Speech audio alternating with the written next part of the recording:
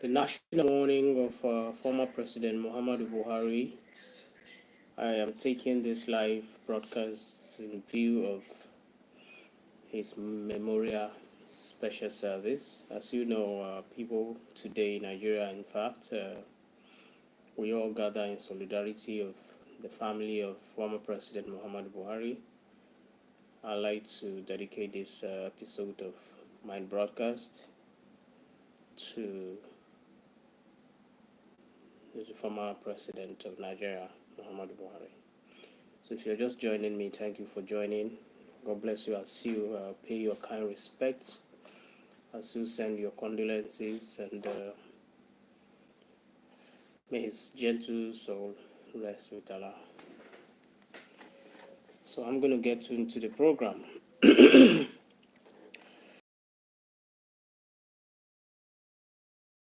So on today's Soul Talk Nigeria Memorial Special Service for the former President Muhammadu Buhari, is titled "In His Shadow." In his shadows, the Buhari's years. Now that he is gone, what did Buhari presidency really cost Nigeria? Now that President Muhammadu Buhari is gone, what did Buhari's presidency truly cost us Nigerians? We're going to get into the program here. So, following the death of the late President Muhammadu Buhari, it has actually opened a national moment of reflection. Why many remembered him as a disciplined military figure and a symbol of anti-corruption. Others bear the scars of policies silence during crisis and deepening poverty. Many Nigerians have different opinion as regards to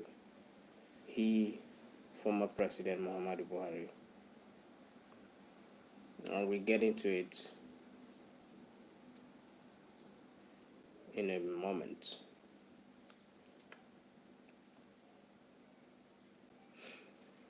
It is sad that most Nigerians do not have anything positive to say about former President Muhammadu Buhari. It's very sad, but it's the reality of our life. It's a reality. There's nothing we can do about it. But you need to know that whether President Muhammadu Buhari was a good president or not, he was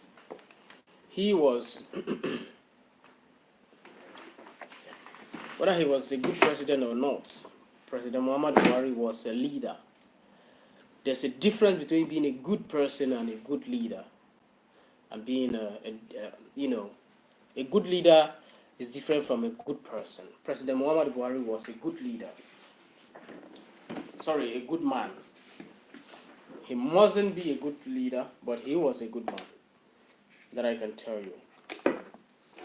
So, in this memorial special broadcast that I dedicate to His Excellency former President Muhammadu Buhari,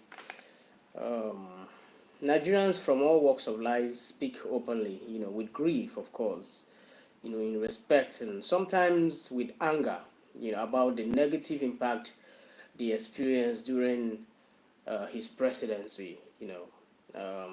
Not very many Nigerians has a good eulogy towards the good memories of former President Muhammadu Buhari in passing.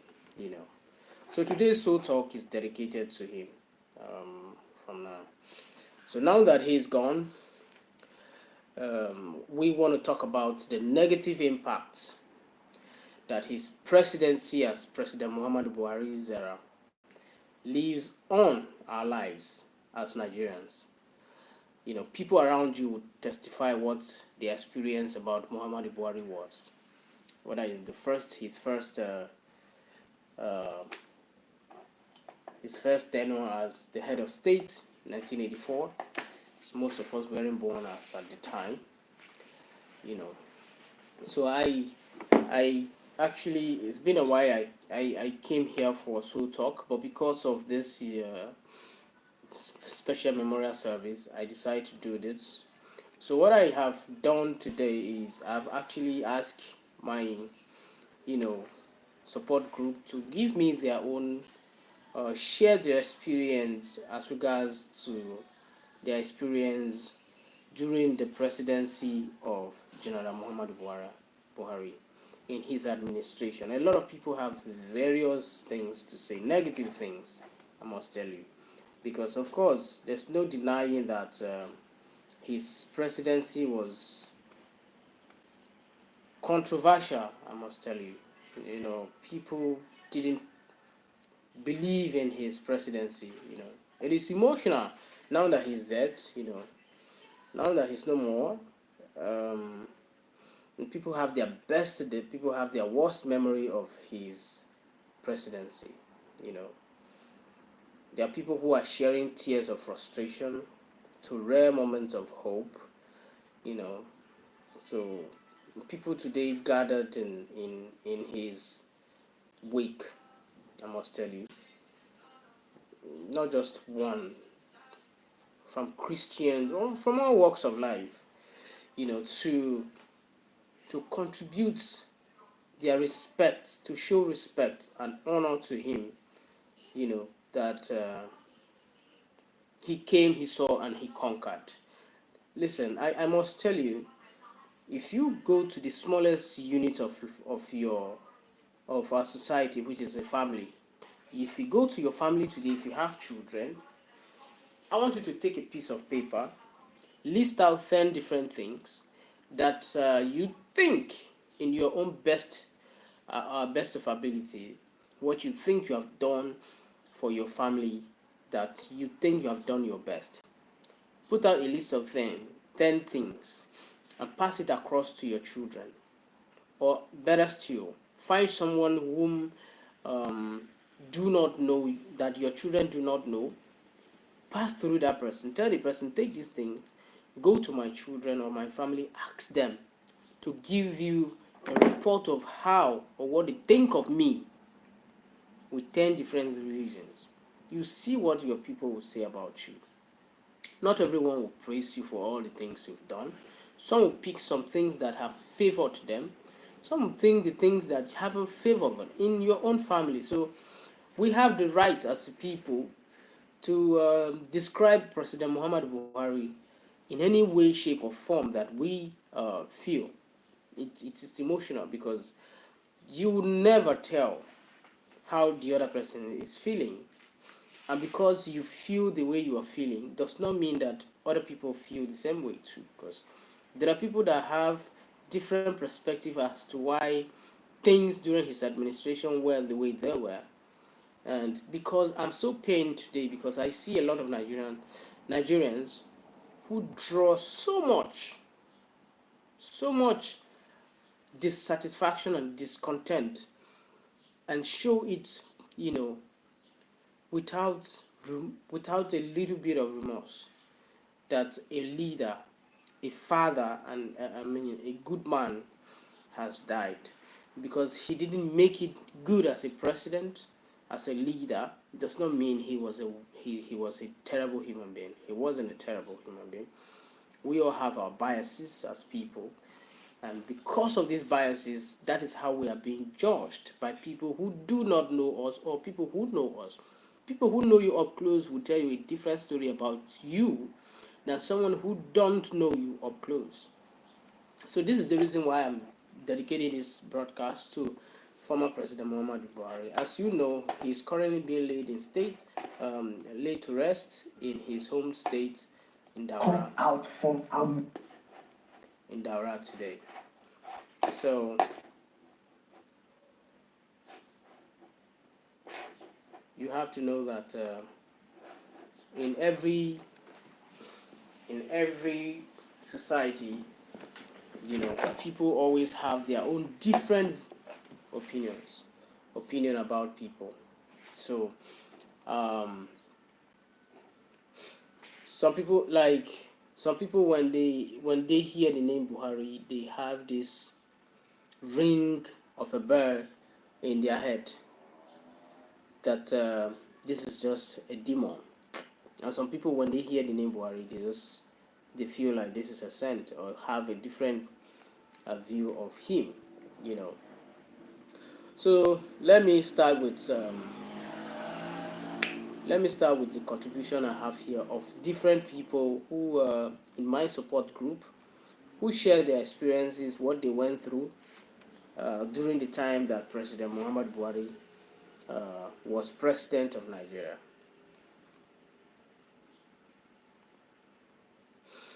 So, if you hear the name Buhari and something stirs, for some it is the sound of promises made, for others it is a silence, others it's like a siren. So, today, asking this question that only memory can answer. What is your best and worst memory of former President Muhammadu Buhari? What is your best and worst memory of President Muhammadu Buhari? You know. So, I have the first contribution here. This man said, I am a jockey, I'm a student in Ibadan. My best memory, I would say, maybe when school reading program started. Then my little brother got lunch at school. And I was happy because that relieved me of the burden because of the vice president who initiated that program.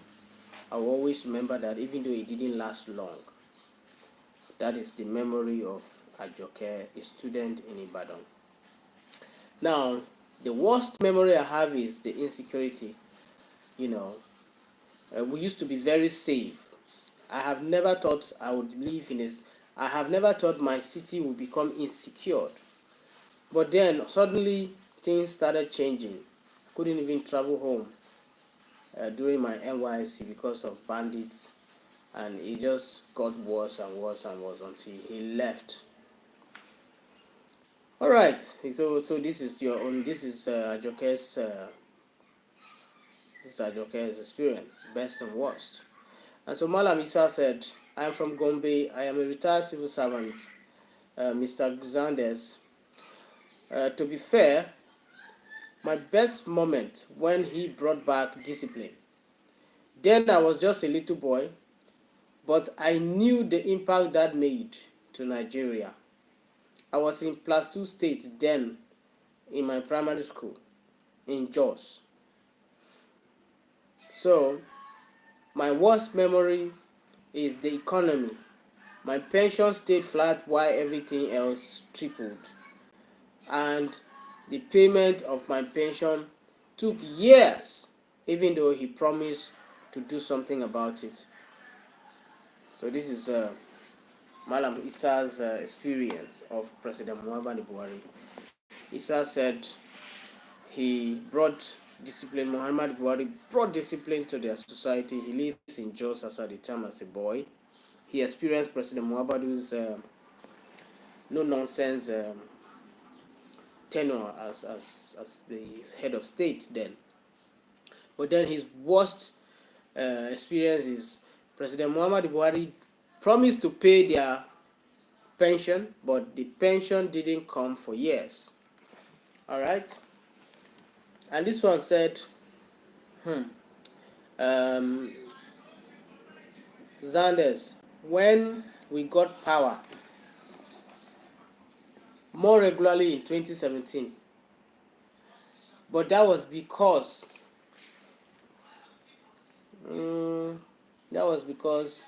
20 election was coming. Maybe he wants to say 2019 election was coming. And my worst is fuel scarcity. I slept in the car on one night at the filling station, and the president was just sleeping over it. Never again shall anyone be a president such as President Buhari. Not again. This is your own experience. Thank you for that one. And then this guy said, I respected him during COVID. The lockdown was firm, but NSAS broke me. That silence, it was a betrayal. It was a betrayal. President Buhari betrayed the whole Nigeria. Even if he didn't shoot at the NSAS protesters, even if he didn't give the orders, he was commander-in-chief and kept mute. No, that was betrayal. That's my worst experience of him, Rashid.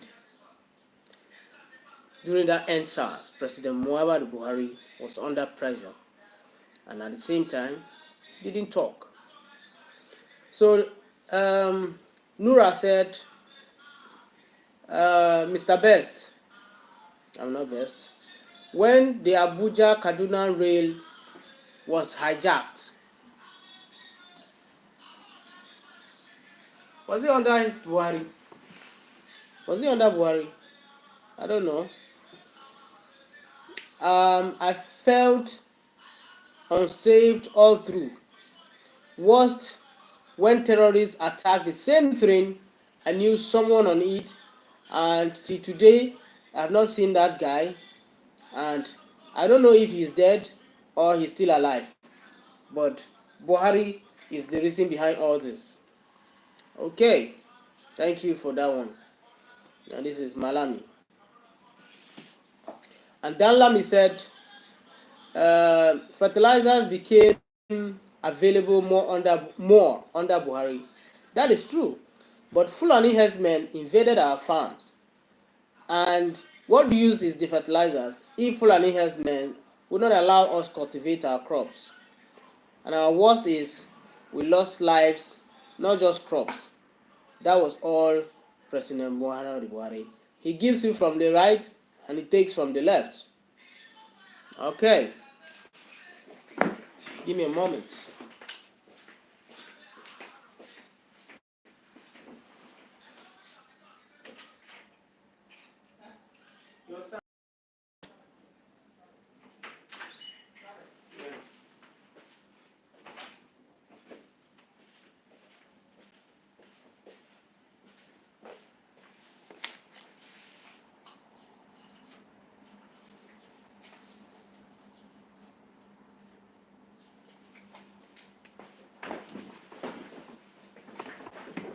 All right.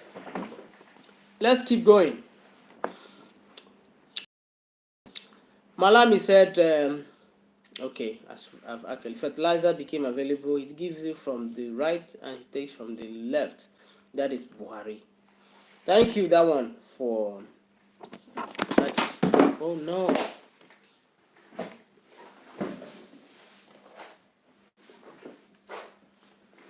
What is the matter?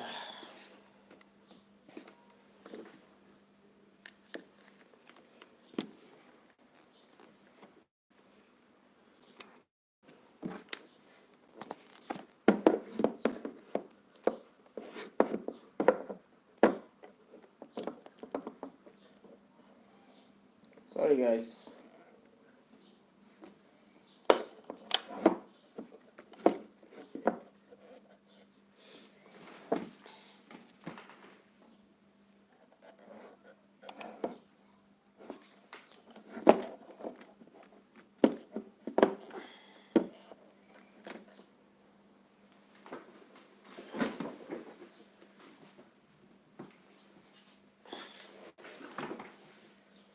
All right.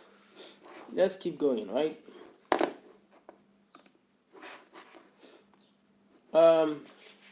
Lomo said, fashion. All right. As a trader, the Naira redesign. That was the worst too. I had cash but couldn't spend it. Best, he tried to fight corruption, but he failed.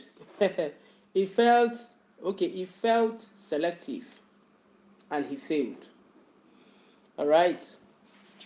That was your own memory of President Muhammadu Buhari. So Fatima say, my name is Fatima Lawan, student activist Maiduguri.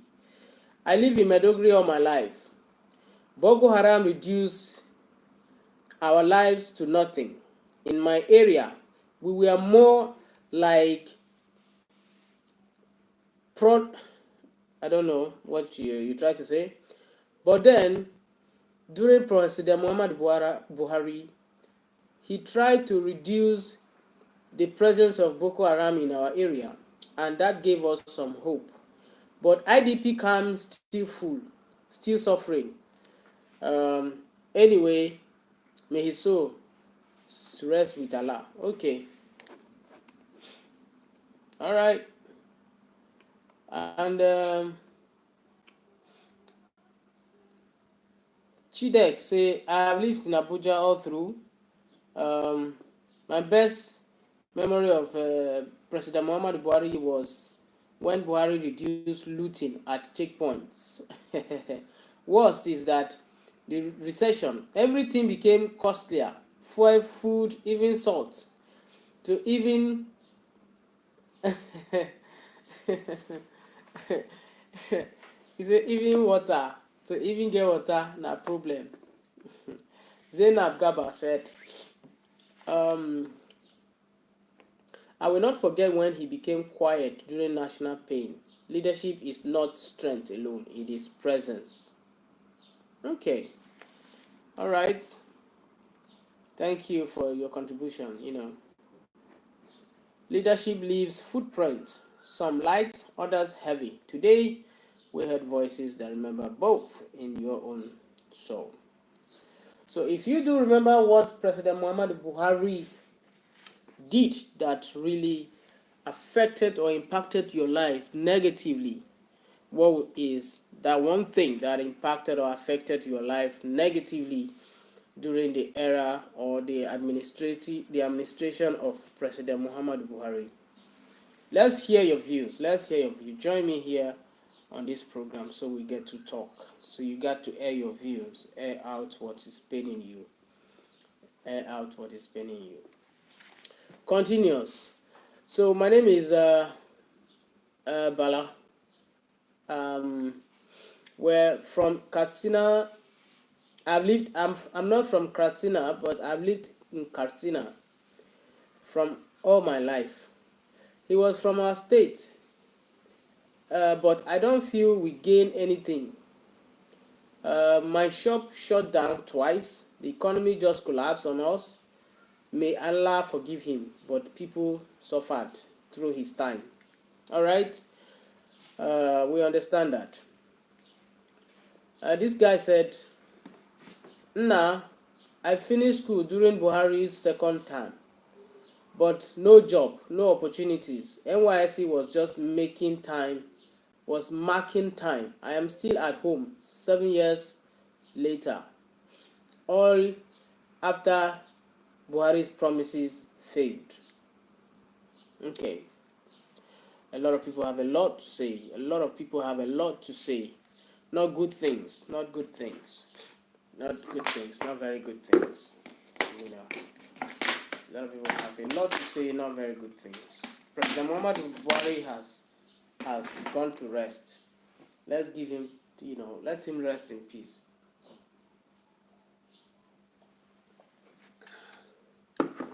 It's summer here, to stay dehydrated, to stay hydrated is good. Hawa said, Boko Haram attack reduced in my area during Buhari, but we live in fear under his rule. Our IDP camp still lacks food, water, and dignity. He never came to see us, even though he promised to come multiple times. Anyway, the dead is for the dead. We are still alive. I didn't believe Buhari would die before me and just the people I see in the camp, but today he's dead. It's all right. It's all right.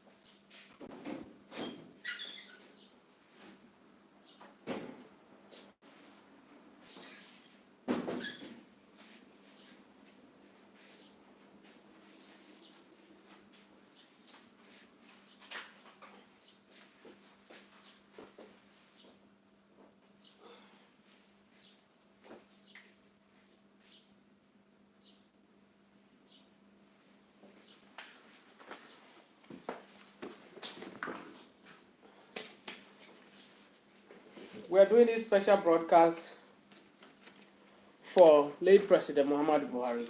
We're sharing experiences. What are the negative impacts you felt during President Muhammadu Buhari? Liman said the double recession destroyed the startup boom. Forest policy was chaos.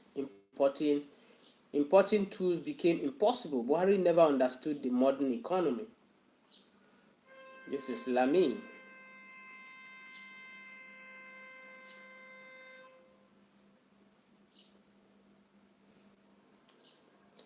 Binta said, Binta Muhammad Zamfara, Northerners contribute today. Healthcare suffered though. Hospitals became graveyards. We had no drugs, no power. Patients died because of power outage. Even oxygen was luxury. What could be the reason why a president would not understand simple primary health care needs? President Buhari was just a different president, a good man rather than a president. Alright, I agree with you. A good man that he was. My name is Isaac. The worst impact I felt during President Muhammadu Buhari was the Naira redesign madness. I queued for my own money. People died in hospitals and homes because they couldn't pay for food or drugs. That was cruel, man. Man didn't understand our whole society life. Okay. Alright. Tosin said, under Buhari, let me educate you. Things went bad. Education collapsed. ASU went on strike so often. Even we, the lecturers, became tired of ourselves. Students lost years, actual years, real years, with no life. We can't get all of that back. Man is gone now. Yes, man is gone now. Not to come back to life. You see, the impact you made in life, sometimes it's not when you are alive that reflects. It is when you're gone. And that's why if you walk around different cities, you see monumental buildings, monumental edifices, monumental statues, and all of this is to honor people who have impacted on society. Now, a person like Muhammadu Buhari, it will be contextual for people to say, okay, let's immortalize anything about him. In time to come, people will start arguing that Muhammadu Buhari International Airport, Muhammadu Buhari this and that should be changed. If there was any monument or anything named after Muhammadu Buhari, because of what? Record of bad legacy. Because people will decide how you led, how your administration affects them or impacted on their lives. That you can't take away, no matter how good we try to see things differently. Because yes, I understand very well that President Muhammadu Buhari was a good man rather than a good leader. That has been my position about him. I had the opportunity to know him a little bit up close, so I understand that it was difficult. President Muhammadu Buhari was a man that was so relaxed. Let me give you an example of how President Muhammadu took Nigeria. He wanted to fix Nigeria so bad that when he brought people who were supposed to be administrators in different ministries to carry out effective services to Nigeria, he thought they were all genuine people that they were going to do their job. But President Muhammadu Buhari didn't know that people have bad intentions. Because every minister you interview today about the legacy of President Muhammadu Buhari will tell you he gave them the latitude to do what they wanted to do, whatever they liked to do, whatever they felt was good for Nigeria. He didn't monitor them, he didn't harass them, he didn't sack them at will, he wasn't like that. He would believe you are honest because he was an honest man. If you come to him with an idea, so long as he asks you a few questions and he's okay with your response, he said, go ahead, do it, implement it. So the whole country was going in and out of bad policies, and he's a person that take things slow. He wasn't a leader that has the fire that he had when he was the military dictator. No, at this time he was a different leader, completely different. And at this time when he became different, the thing is, he started seeing things from that, and you need to understand that the power he now that was bestowed on him as the president also didn't allow him didn't allow him to just do what he wanted to do. He needed consultation, and he wasn't a man that wanted to work with speed, because Nigerians need speed. They need fisa, but he wasn't that type of leader. So it is easy for people to misunderstand his administration. We cannot mend his legacy.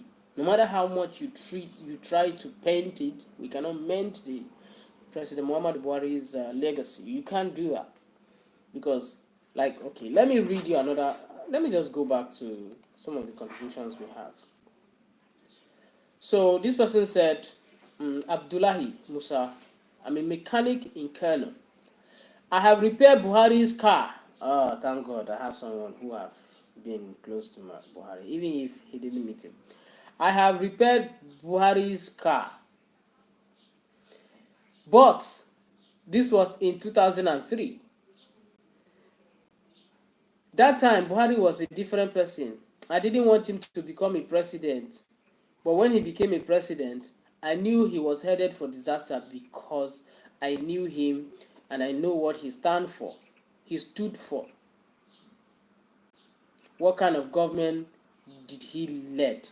He leaves everything, fuel, queue, petrol, wahala, all year round, scarcity, till 2023. I don't know if you are asking me a question. Okay, let's just say this guy is saying that he knew President Buhari right from 2003, and he was his mechanic or something like that in Kano. I don't know. But okay, so for him, he didn't want him to be a president. Like a lot of people who knew President Muhammadu Buhari knew that him becoming president, it was a disaster. I have the same opinion. Why? Because he became a good president than a good leader. A good man will not make a good leader. And the problem is, he was with another good man as running mate. Osinbajo was another good man.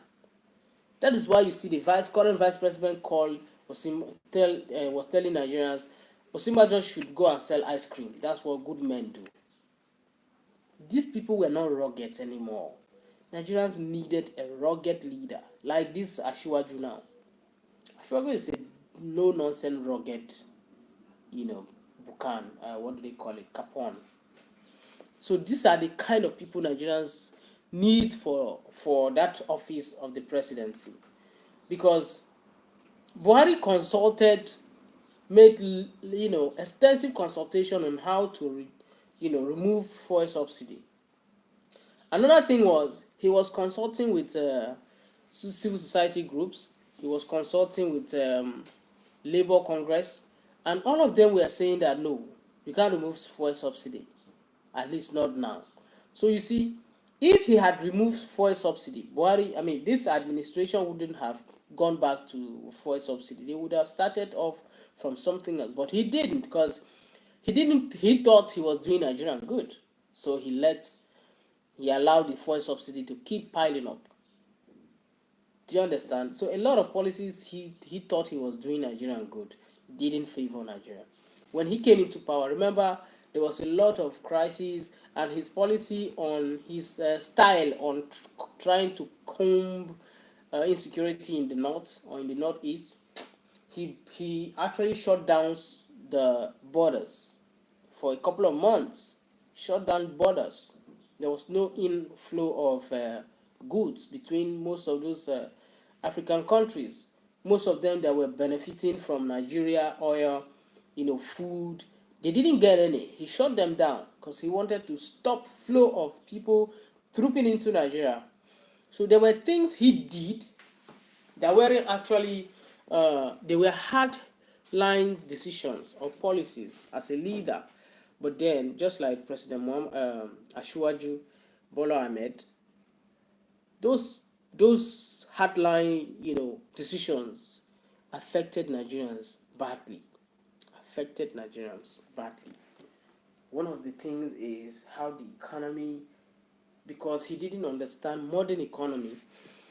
President Muhammadu Buhari didn't, gone did his best to see how he can push for uh, a better economy. He didn't actually focus on economy at all. He didn't.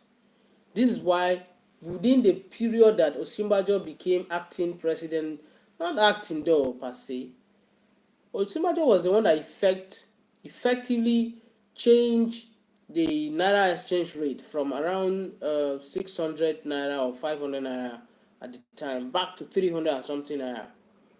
You know how that magic happened was just because of the small opportunity that the acting vice president took the initiative to act upon our economy. So Buhari wasn't really that much of an economist.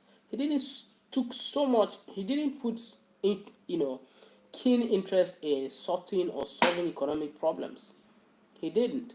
His interest was fighting corruption and secondly, insecurity. The reason why he failed was because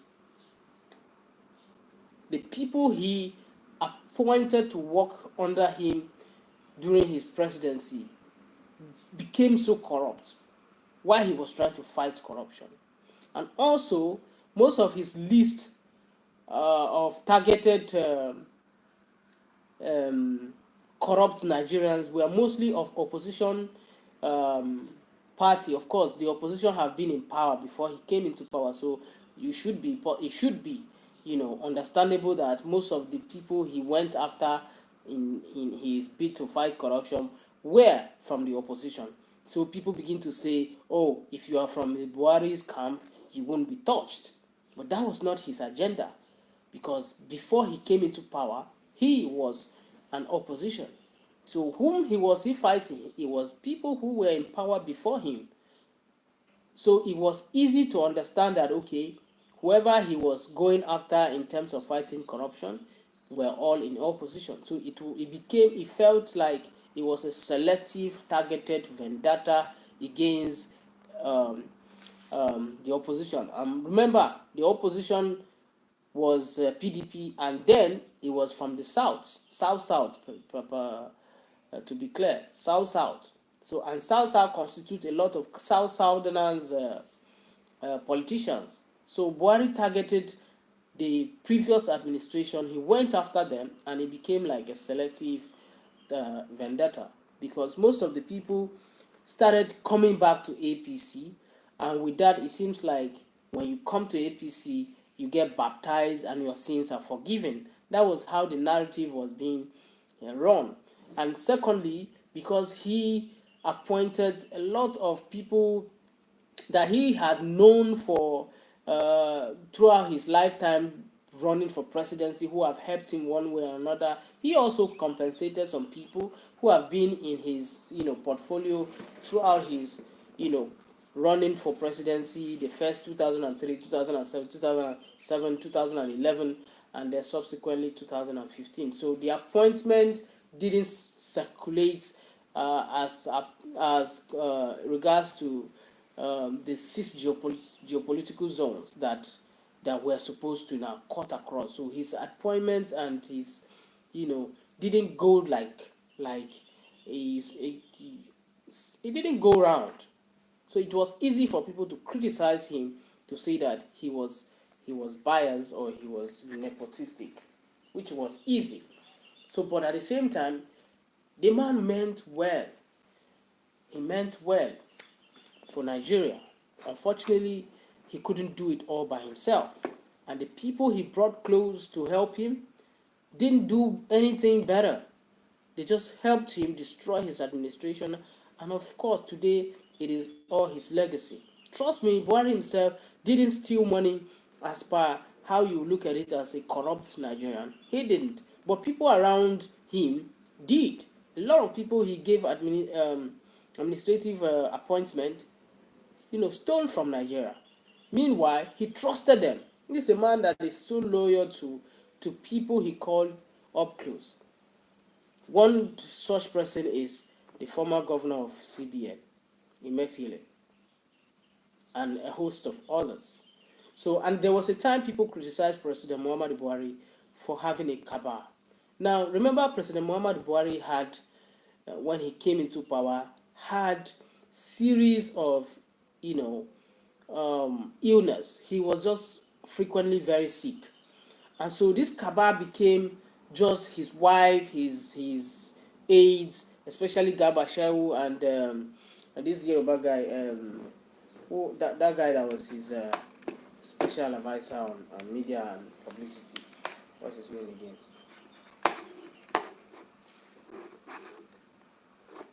So most of them started limiting how people get to have access to the president because he was sick.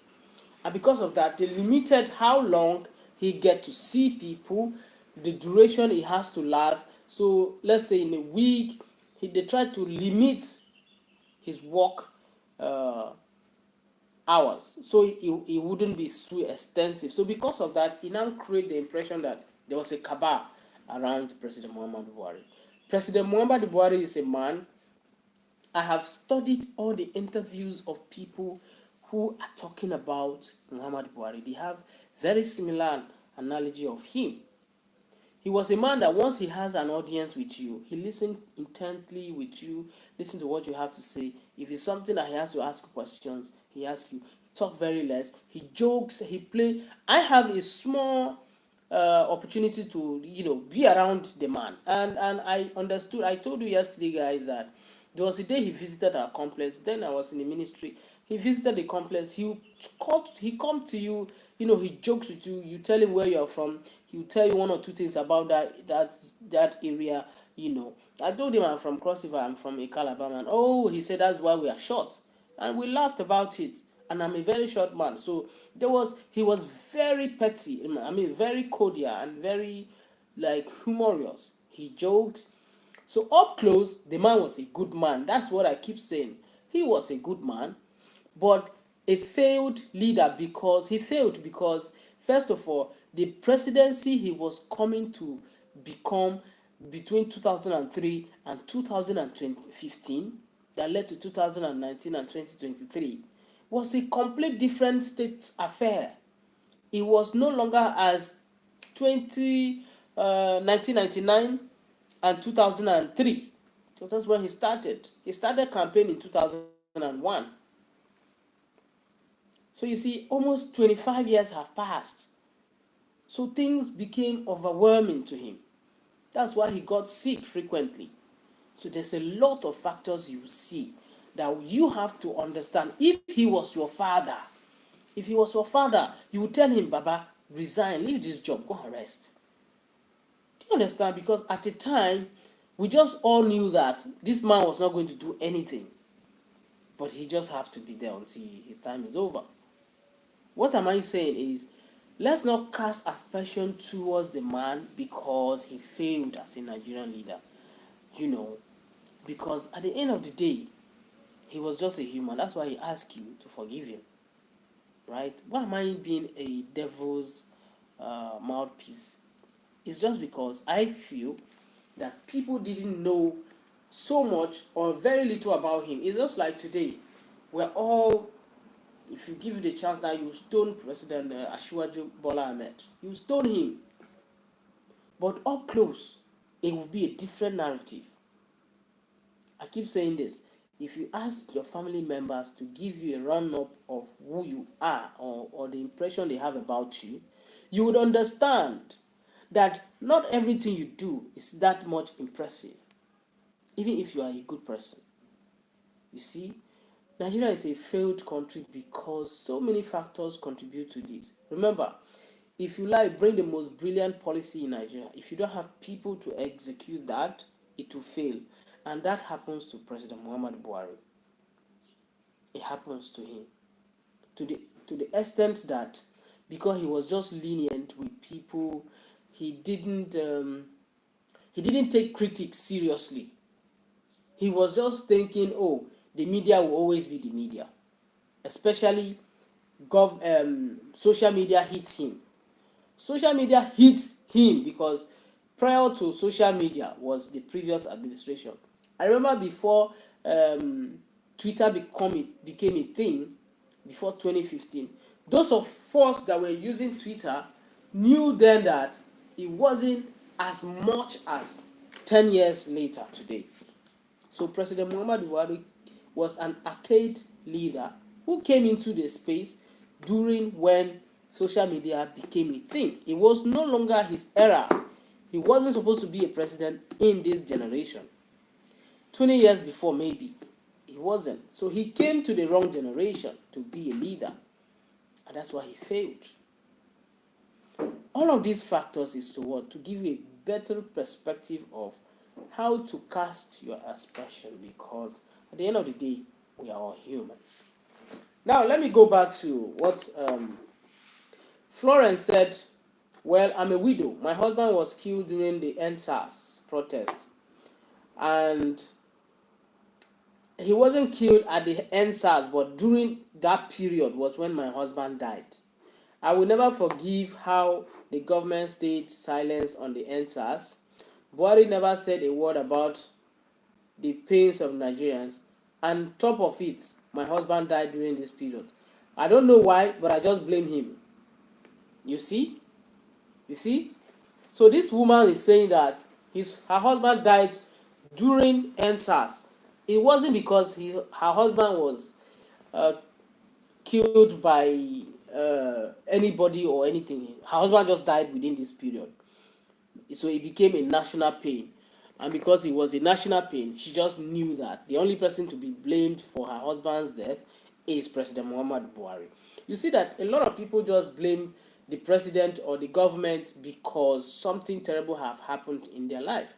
And I would relate, because if something terrible happened to any member of my family today, I would try to now apportion that blame to government. If government have not failed in this or that or that or that, my family member, my loved ones will still be alive. I will always attribute that to government. So sometimes the pain you are feeling is not because Buhari failed you. It's because someone Buhari entrusted with what's supposed to be a solution to your problem failed. But because he's the leader that was supposed to ensure that that is done, he failed in that regard. And I keep going.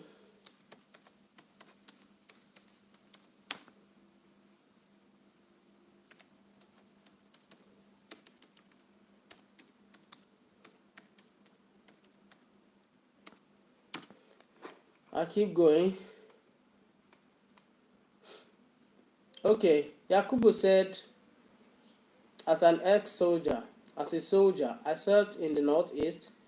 No proper weapons, no medical cover. He said he loved the army, but we were dying like ants. No honor for the dead. How can a soldier be so ruthless to a soldier? I don't honor him. He is like those of my comrades have become commandos. He is like those commandos that died, that we don't know where their body is lying. Let him go and die again. I understand you, Mr. Soldier Man. Yeah.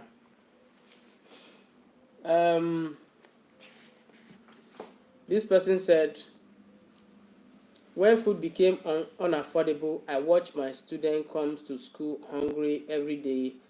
And Gary now, as you know, is like gold. Buhari didn't speak to us to know what was exactly his problem. Was it because there was no money? Because he borrowed so much money. What did he use the money for? He just disappeared into Aso Rock, and before you know, he was sick. If he's not sick, he's not in Nigeria. Something was just wrong with him. He should have died when he was a leader at that time, so that Osinbajo would become president. Osinbajo was a better leader if he had died. Why did he wait till now before he died? Nonsense. This one is para. She's vexing. Oh my god. Hey. So sorry, yeah. So sorry. I understand you. No doubt. I understand. Alright. Musa said, Dauda. My name is Musa Dauda. The oil spill cleanup he promised never reached also. Our rivers are still black. Our children cough like old men. We saw no justice, only silence. And then he hand over to another uh, another promas. They are all the same. Let him die and die and die. Ah my God. People are vexing normally. People are really vexing. Alright, that's Musa Dauda. This one say Iloka. My name is Iloka. Custom destroy my goods at the border. His economy policies were war against small traders. He blocked, I told you guys before that he locked the borders, right? So this person was affected. We cried and cried and cried. Nobody listened to us. Buhari was just a devil incarnate. Till today, I have not bounced back. You see where people's pain are coming from. Policies that affected them. Policies that affected them. About the President Muhammadu Buhari's administration. If it affects you, whether the policy is good or not, so long as it affects you, the leader is bad. He's a wicked person. He's a devil's incarnate. Why are we Nigerians like this? You know, policies are meant to be implemented. So that's why I said before, I have this episode of my podcast. Government has to do their best to make sure that they communicate government policies beforehand and provide alternatives for the citizens that these policies will be affected or that will have, a negative impact on those policies. Government don't do that. Before you know, sometimes you will not know that a new policy has been enacted. You be a trader. One day they'll just say, oh, you no longer can do this. Why don't you communicate so that the citizens will disengage from such whatever activity it is? You just enact a policy, and someone who is doing business, you put out a policy that so and so a product should not be imported or exported or this and that and that. You didn't communicate to your people, and then eventually the person invests all his life savings only for him to get to the last bus stop, and then you just destroy whatever investment he had because of government policy, because you didn't make a proper communication to be able to communicate to these people. Now, would the president be the same person that will come from his office to communicate with the market people, traders, people at the port? Ministries failed, administrators failed, ministers failed. It's a joint failure. It's not just one man. It's just like to President Shiwaju Bola Ahmed. If his policy fails today, is he alone? Is he the executioner? Does he go around trying to implement those policies? Are there not people there, different agencies, different ministries? This is a combined failure. If Nigeria is failing, it's a combined effort. If Nigeria is to be redeemed, it should be a combined effort. All right. Rabi Osani said, I was in Sokoto when ASU strike wasted 2 years of my life. Buhari didn't negotiate. He ignored it. We protested, wrote letters, no response. That silence still haunts a lot of us. 2 years of my life. You see, people are having grievances, discontent. 2 years after the man has left office. Buhari will never have a good reputation, no matter how we preach. He's not my principal. I didn't have anything to do with administration. Briefly, though, but I have no reason. But I'm just trying to like give you perspective so that your conclusion can be informed. You know, regardless. Janet said, I'm from Benue State. We lost our village to herders. We begged the government to intervene. Nothing came. He acted like we didn't exist. Buhari government made me feel invisible as a Nigerian. Till today, it's the same thing. We don't even know if he told this president that he should ignore us. They are all the same. But surely, they will all die. Okay, this is another Nigerian, from Benue State. This is their feeling. So Buhari will tell Bola Ahmed, Ashiwaju Bola Ahmed, this is how I govern. Continue from here. Do the same thing. Does it sound that is that responsible enough? It's not fair. This one said, import ban on fabrics destroyed my business. Import ban on fabrics destroyed my business. Customers vanished, materials became scarce and expensive. Buhari didn't care how we survived. He didn't even do it the way it should be done. He just banned everything.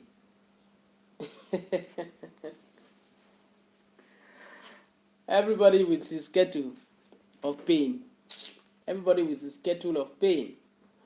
Unfortunately, we all share the same pain. This one says, Salihu. Salihu say, the road remains dead traps to my side. I'm a bus driver. I lost a friend in an accident that could have been avoided. Buhari promised infrastructure. What we got was photo ops and potholes. All right. all right. Ayeni said, the unemployment was, he said, the unemployment, did you think about that? The unbearable unemployment, did you think about that? I applied for almost 101,000 jobs. Nothing. Buhari said we should farm. Buhari said we should go to farm and farm. How? In Lagos? And then he said, Buhari was just clueless. I'm sorry I'm laughing. Excuse me. And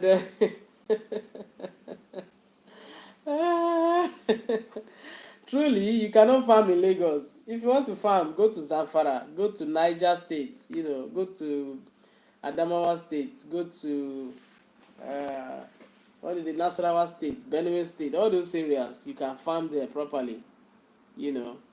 Thank you guys for joining me here on this special edition of a tribute to former President Muhammadu Buhari, as we see he's been laid to rest for eternal life. Kevin said, under Buhari, the police became more violent. I was harassed 3 times just for having a laptop. That guy, I fear him. Then Mariam said, Usman, I have an NGO in Yola. His government let girls like Leah Shaibu stay in captivity. He spoke about dignity, but what about our daughters?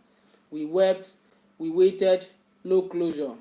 The man didn't even have the interest of the North at heart. Who exactly believe Buhari would do such a thing? Now, honestly, now.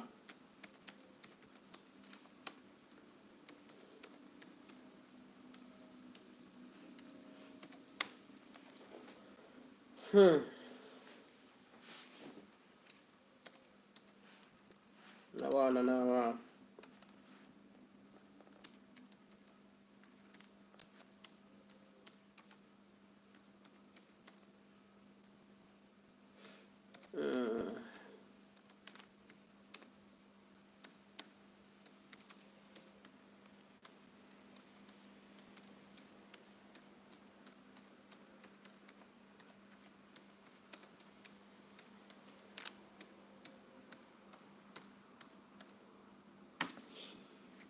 Oh man, thank you guys for joining me.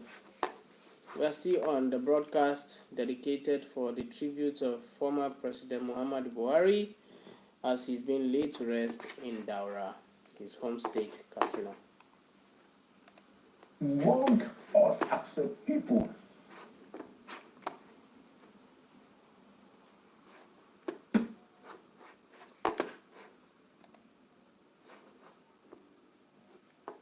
It's a sad reality. Unfortunately, we have to bear through it. All right. Them and being This is currently drawn into that gathering. This is you Buhari's can see, son. I can imagine that it might have been tough for him because, you know, in a gathering like that, as you did say, even sons can get lost, especially when you're trying to read through the president's security cordon. So perhaps he had a tough time going through the cordon of the president, but now he is right there, and hopefully many more family members, I hope that they have not been cordoned out of this particular moment.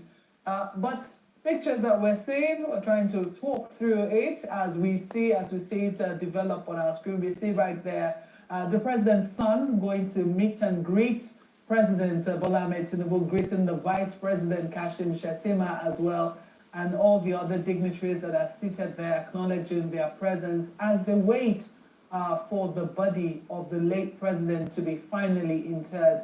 And trying to make out who else we're seeing seated right there. Of course, the vice president Yes, is beside. Yes, I and can see on that. flanked on those other sides, leaders of other countries that we're seeing arriving today in the.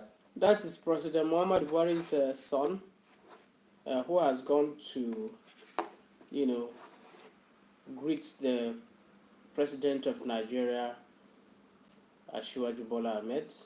That is him there, and the Vice President Kashim Shettima.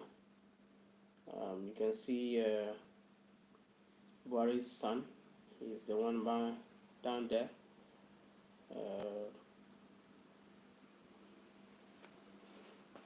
People are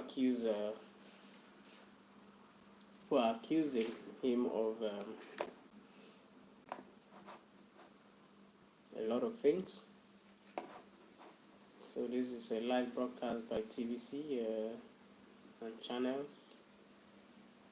It's a joint broadcast.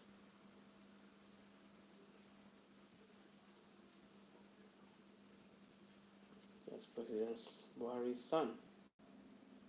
And this is him. This is him. This is him. This is him. This is him. The guy is crying.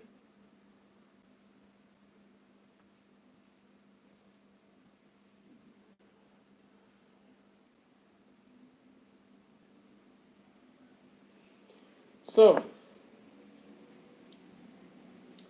you see, it's not easy to be a leader,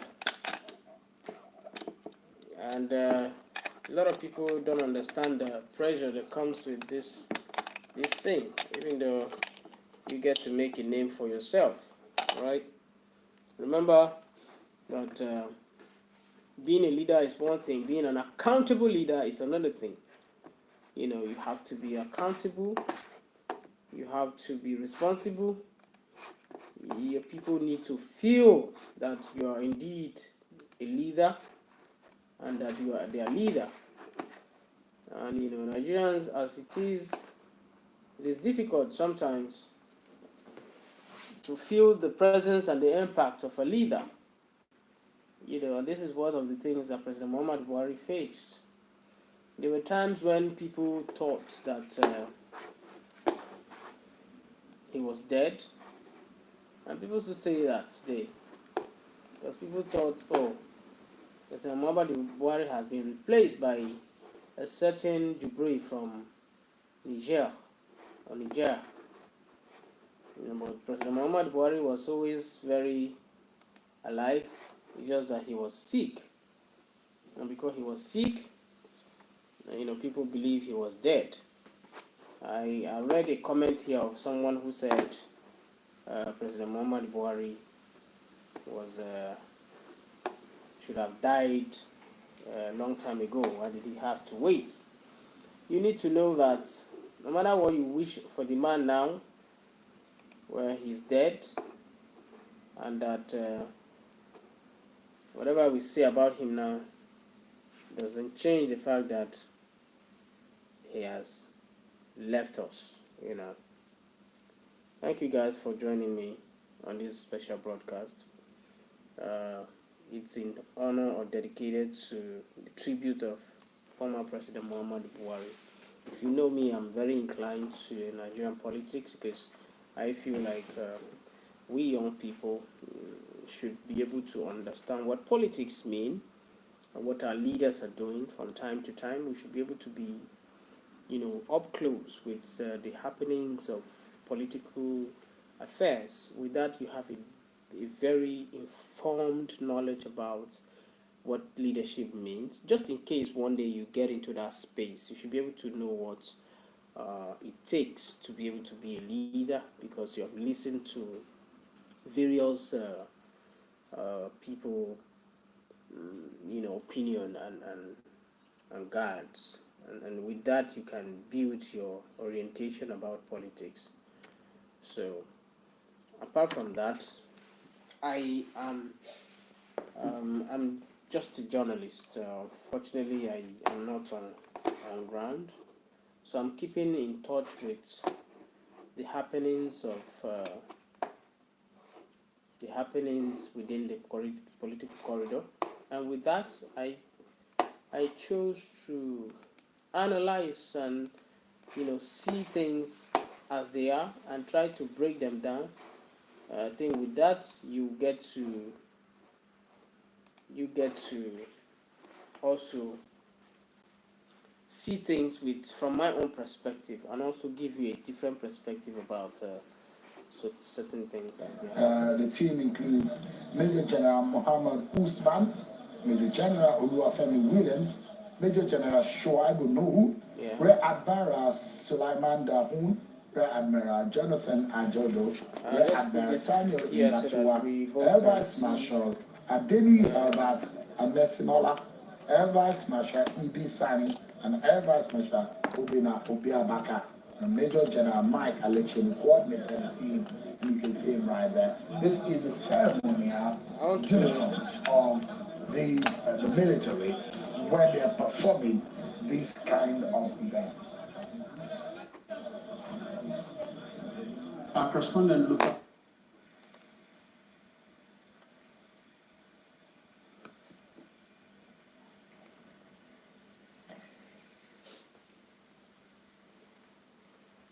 This is this shouldn't take a lot of time. This shouldn't take a lot of time because as soon as we've seen the body arrive, there will be a prayer. This naturally will be coordinated by the chief imam. And you can see the pallbearers have now dispersed and left the body alone. And the chief imam will now take charge. He is the officiating priest, or so to say, a cleric in this regard. And he will be the one to take charge and now ensure that the final committee to Mother Earth is done in the right manner, and all of the obeisance to all the rites has to be done, and family members, well wishes who are designated will be allowed also their final respect.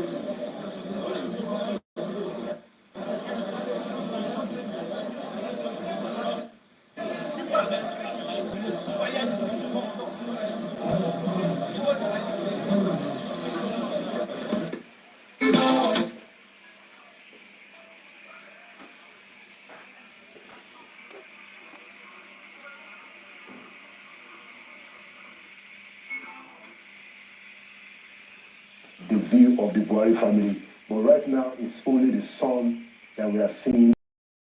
And if you observe that, you haven't seen the wife, you haven't seen the daughters. She has, quite a number of daughters and the wife. There are a few restrictions as to the Islamic practice, and perhaps part of what we're seeing right now. I was brought up around a lot of this culture and religion, so a bit of what I know is that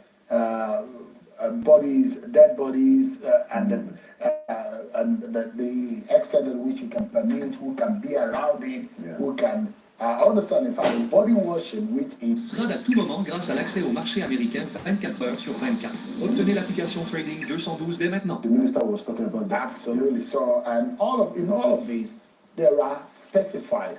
There are the rites of passage in terms of burial in Islamic rite. They are detailed. They're specific. And when you're burying leaders, there are a lot of things that have to be put in consideration. And the young man Yusuf is carrying a lot of burden on his shoulder in this moment. He's not the eldest of the children, but in that moment we see him playing a prominent role in this regard. So let's perhaps have another feel of what's going on right on the ground.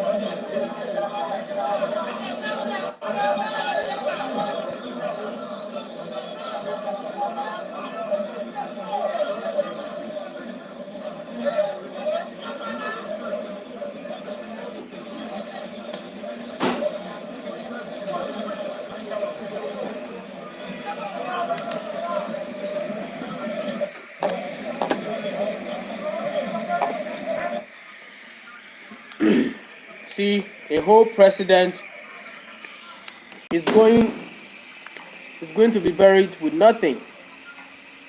Nothing, absolutely nothing. A whole president is going to be buried.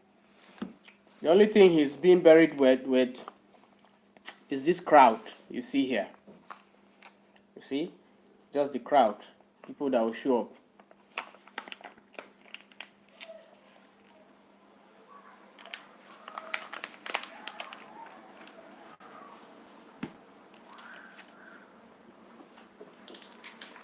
Why live a life that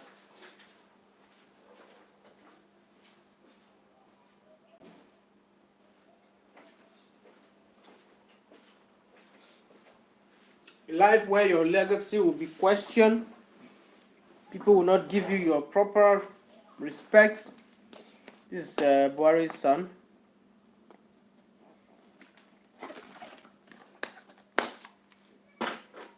Is it Bashiri also? His name.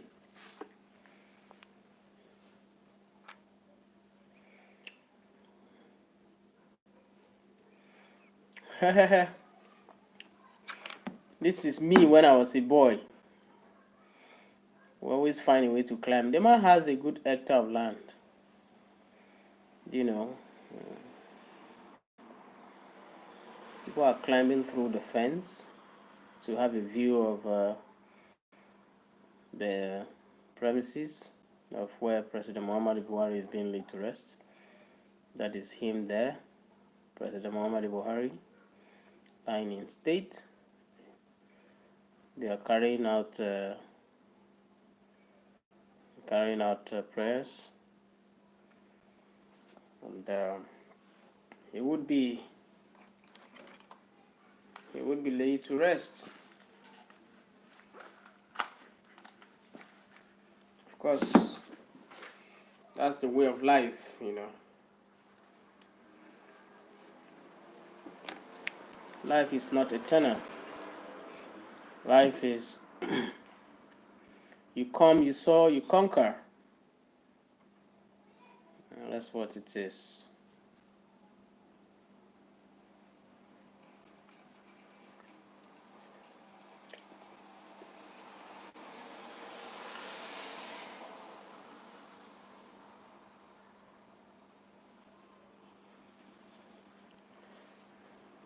President say bye-bye.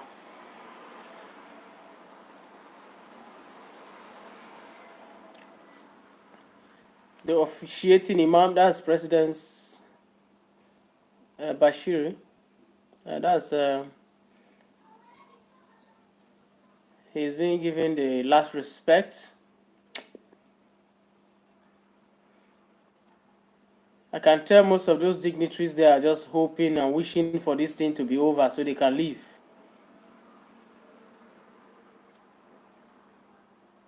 The army have paid their last respect. That's the Chief of Army Staff.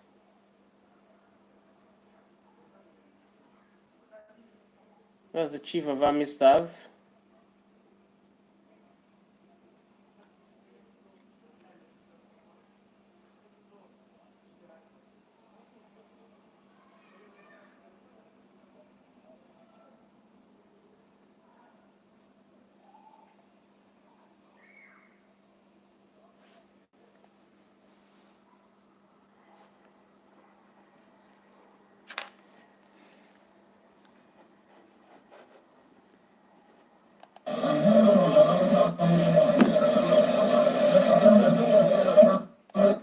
The noise is really bad. We can't get clarity of what they are saying, so I had better let it silent.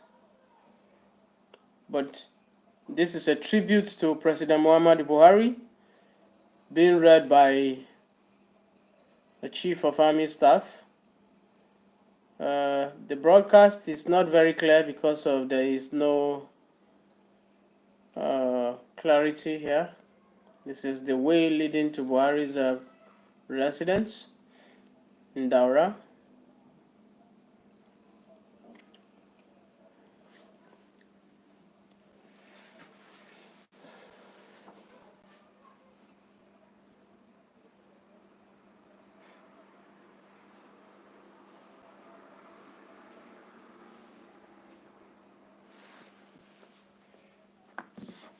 cameraman is not having it easy. The only camera that is allowed indirect is NTA.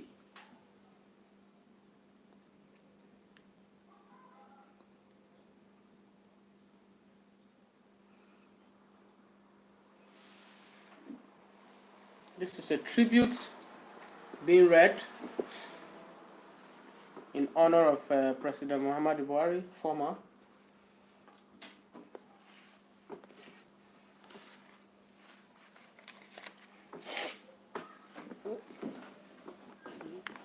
If you want to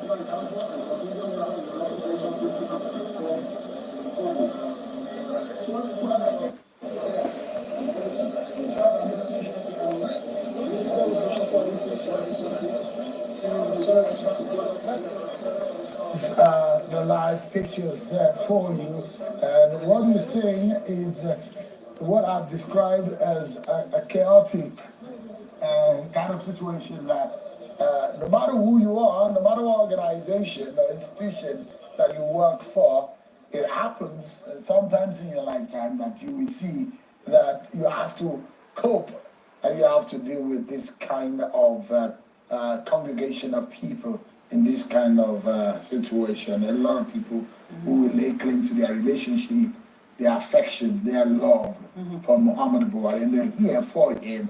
And what is going on at the graveside is the most senior Nigerian military officer in service, General Christopher Musa, who is reading citation on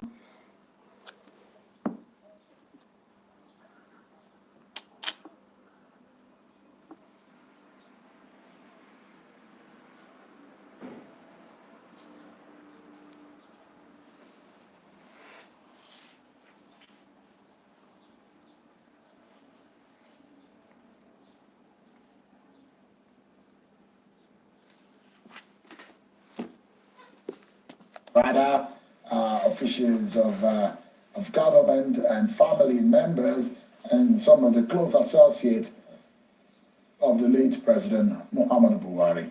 Yeah, so you can see clearly that the military tradition seems to have extended the time of the burial, because if it were just to be an Islamic burial, I'm sure by this time everything would have been done. Absolutely. You know, so far in the last almost 30 minutes, it's been one military thing, practice, tradition, ritual after the other. Now we have the reading of the oration, you know, which I'm sure is not part of the regular Islamic. It came back to what I said about the battle for, it's a reality. The military, the man has so many parts. Yeah. A politician, a military man, soldier, a Muslim. their father, ultimately, family man. So everyone will want to have an equal portion, or maybe not ability to get the equal portion, but everybody wants to have a bite in all of what is going on as a final respect. After now, what is left of Muhammadu Buhari is in the memories of everyone. Indeed, Sean, you bet that his legacy will continue to be spoken of, examined, dissected, scrutinized in the coming days. Perhaps we might see again the emergence of the Buharis defending very staunchly what the President, Muhammadu Buhari, stood for. But I think generally there has been a consensus that the President did his best. Now, whether his best was good enough is the question that is on the lips of many. I think that what Bishop Kuka has said seems to be, to me, a very fair appraiser.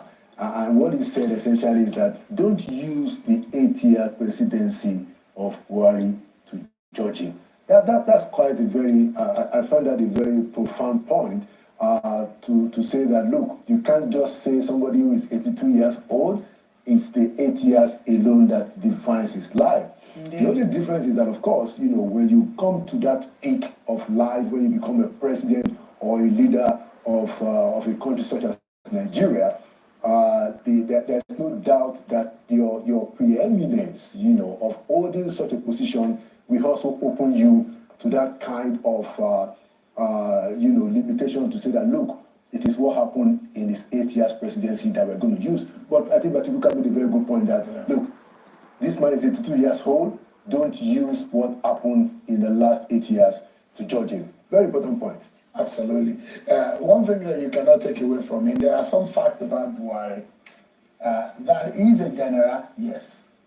That he was a military ruler, yes. That he was elected president, yes. And I think we all can agree on the facts. Those facts, they are on, but those things are debatable is whether or not he was able to live up to the expectations of the promises that he made on the platform of the change that he came with. Yeah. But he's a man whose political figure is towering. And you will imagine if you are being described as what is being described in the modern time as perhaps the most influential political figure out of northern Nigeria. Okay. It's even being compared as high as the Sardana of Sokoto. So these are very interesting. And so let's allow you to also have a feel of what is going on.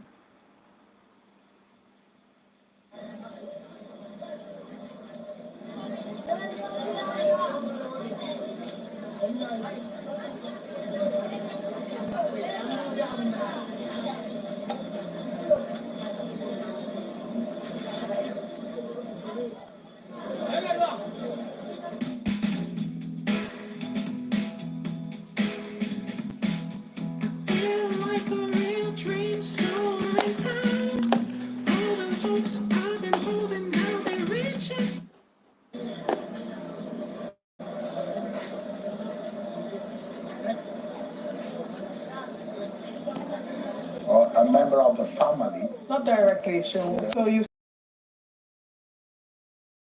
who will in turn give it to the Chief of Defense Staff, who in turn will present it to the President, and then the President will present it on behalf of Nigeria and Nigerians to the family of late Muhammadu Buhari in gratitude for his life of service to the nation. But what we're witnessing right now is this has been given to the Chief of Defense Staff, and I think the Chief of Defense Staff is, yes, it's been given to him now as we speak. So what we say, right, I mean, what has happened to them out west, the body is being stripped of the flag, the Nigerian colors and the flag will then be presented as the Malcolm has mentioned. So there were two flags. Yeah. Well, there were two flags on top. One has been presented to the family. The other was just to drape it, perhaps for the sake of dignity. But we know that according to to Islamic rites, he can only be buried in a white piece of cloth. So that last piece of flag has been taken off, and now you can see the dignitaries around the final resting place, led by Vice President Kashim Shettima.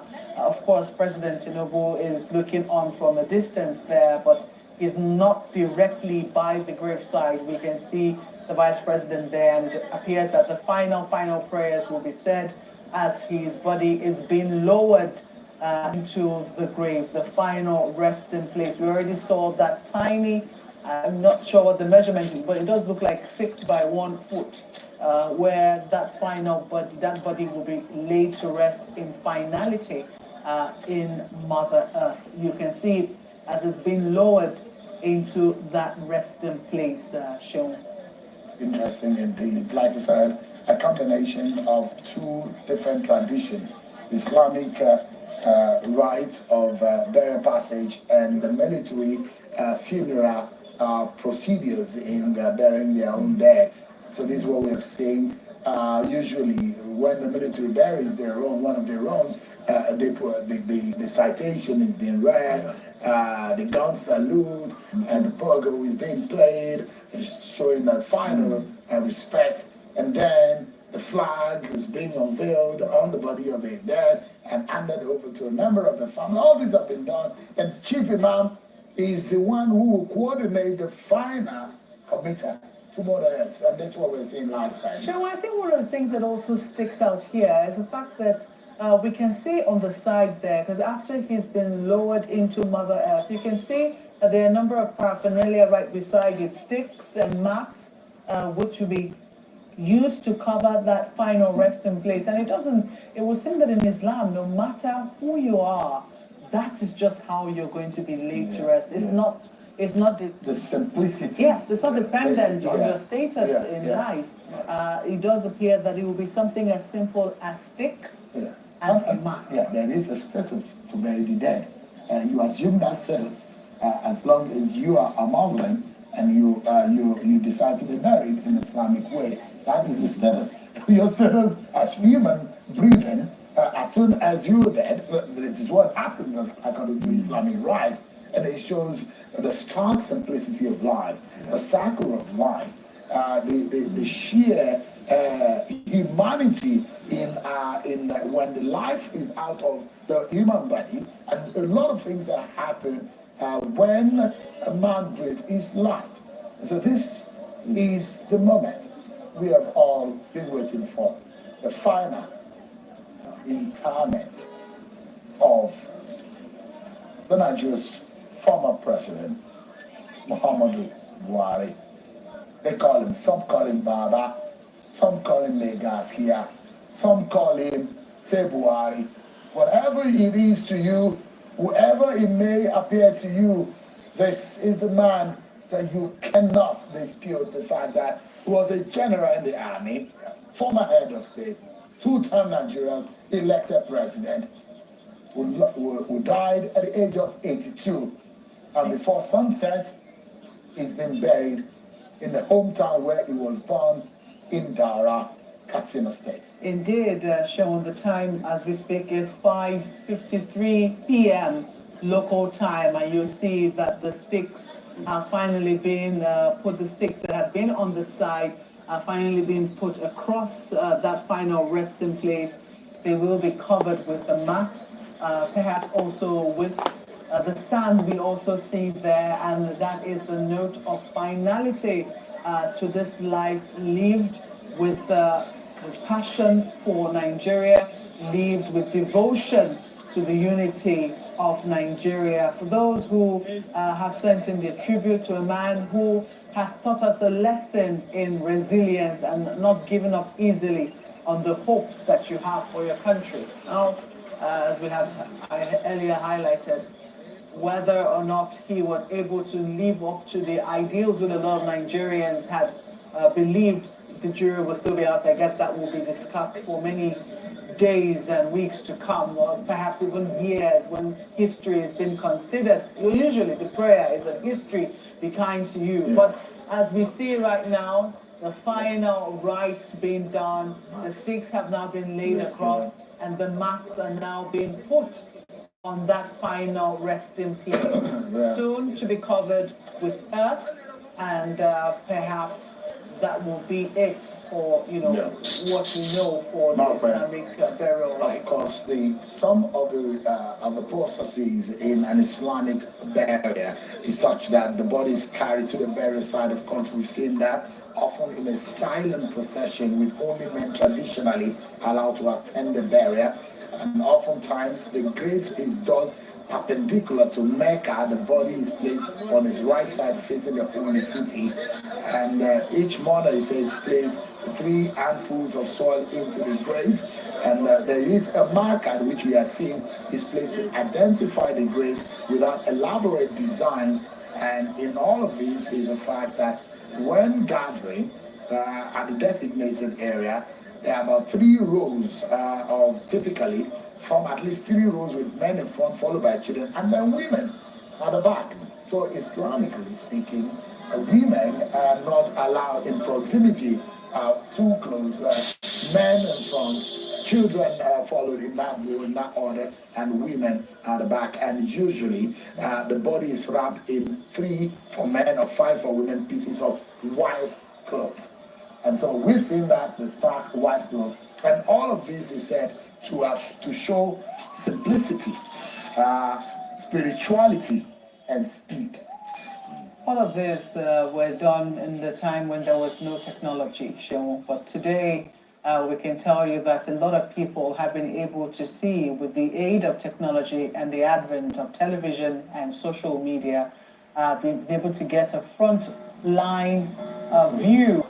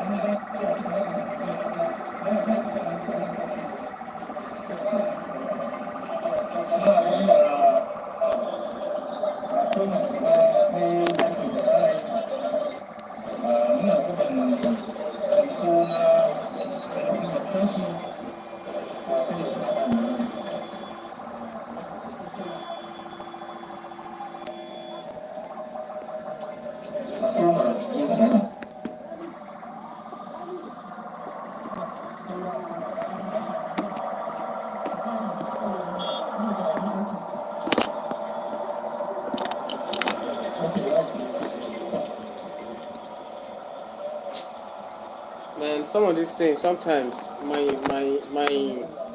setup is just annoying, especially this Android.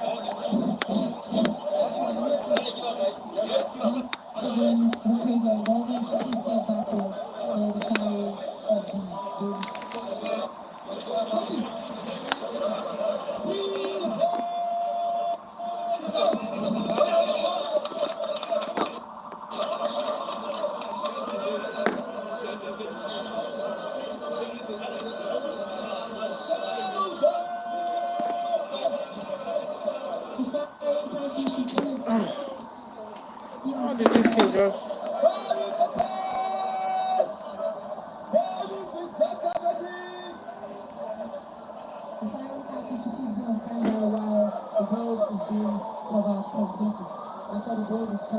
Then we shall have the power of the